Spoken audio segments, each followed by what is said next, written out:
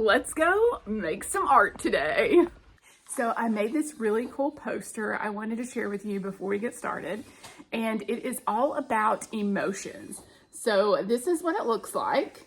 It says zone of emotions, and then I have green, blue, yellow, and red emotions here.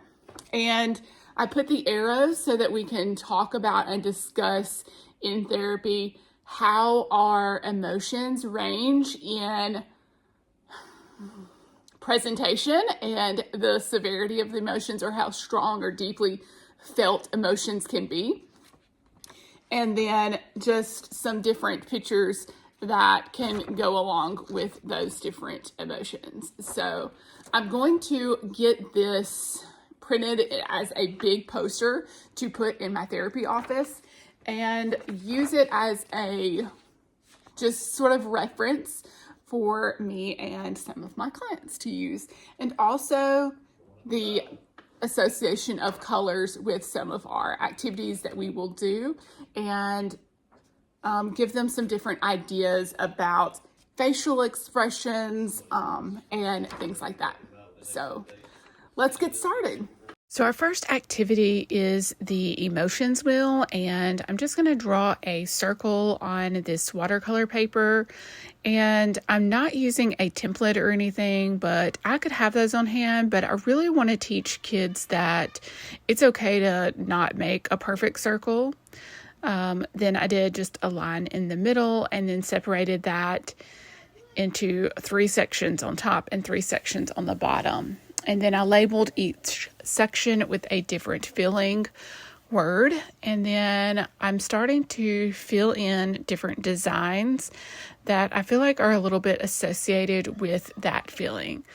So happy, I did a few little flowers. For surprise, I did like little firework things. And then these are some little eggs with cracks in them to say, surprise, what's in this little egg? I don't know. And then my video quit working because I ran out of space. So then I finished all of it and started with my colors. I'm just using some watercolor painting here to just color it in. Just adding quite a bit of water. My brush was a little too tiny for this, so I'd probably get a bigger brush than what I had here. But I just used whatever color I felt like went with that particular feeling, yellow in particular for happiness.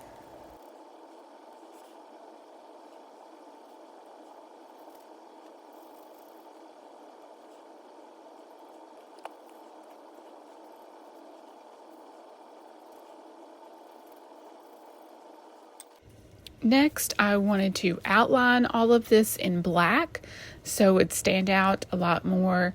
And it's just really soothing and therapeutic just to make the lines again and reshape it. It's very mindful, and I find it very enjoyable. I'm sure other kids can too. Just taking in that quiet moment to relax and let your mind not have to do a whole lot. Then, of course, I've cut it out already, and then I'm cutting out the little arrow to go along with it, but didn't quite make it on the screen. Next, I take this little bracket and put it in a hole that I've already made and try to fit it in there. But I realized once I pressed this down too much, it was hard to move around. So I had to open it back up after I did this to turn it around. See, it was having trouble turning. So I had to loosen it up some so that it could spin around. And this is the completed feelings wheel. So yeah. Lots of kids really like the idea of fun little monsters, creative little monsters. So I'm just adding a little bit of water to the paper. And this is a wet on wet technique that you can actually practice with kids so they can see how different colors spread through the water as we make these little emotional monsters, referring to the zone of emotions and talking about each color as you do this activity with your child or your client. And then I'm adding in different colors, different colored yellows, different colored greens, different colored reds and pinks, and then different colored blues, so you can see how they blend together in the water. After letting each of these dry to some degree, I wasn't as patient as I needed to be, but I added some glue to it and then added the eyeballs. And then, of course, made some different arms and legs to add fun textures to it. And then I go in through with the mouths and faces to make each one correspond to the zone of emotions. Our third activity is making these different puppets.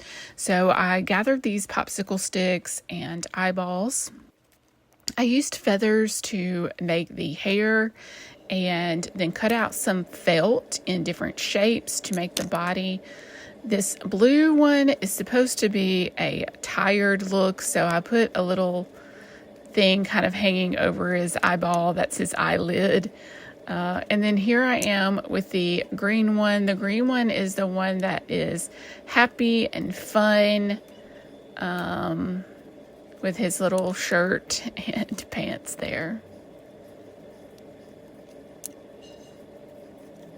And then next we have the red one, which is the one that is going to be angry looking, but I gave it like 4 different eyes and they all didn't fit quite, but it was still fun and unique. And then I gave them little sharp eyebrows and a little mad face with clenched teeth with his little shirt and some shorts.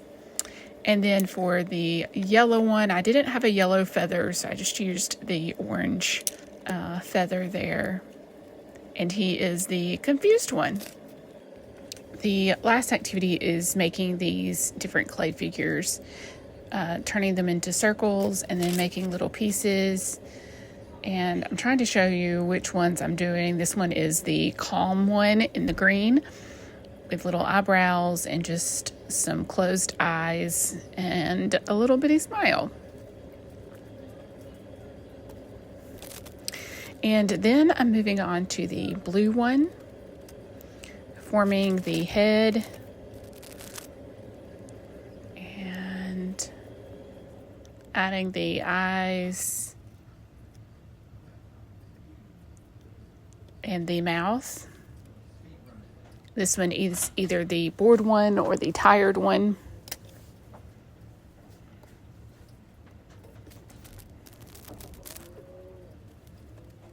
And then we have the yellow one,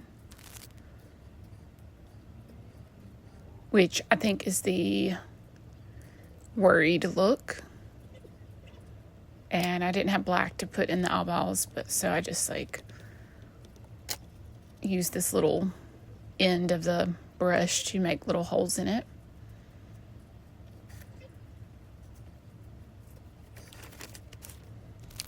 And then I did the red one,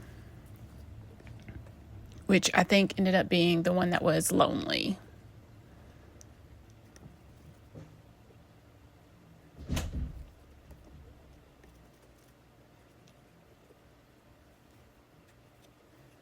Well, I hope you liked this video and that you try one of these activities with your kids. Give them the choice. Let them decide, do they want to make a wheel so that they can share with you their feelings and draw them and decide what color they look like, what design their feelings look like, and they can tell you how happy or sad they are depending on their level in that feeling area. Or they can play with their puppets and act in the different way that their puppets feel. They can also make up stories about their monsters. I didn't let it finish drying. And describe those if they're really interested in making little monsters. And if they really like to work with clay, they can make these cute little figures as well. And I will probably, make this for sale at some point. I don't know, for now it is just for me, but yeah, it's been a really great tool, and I hope that this video helps you in helping your kids with their emotions.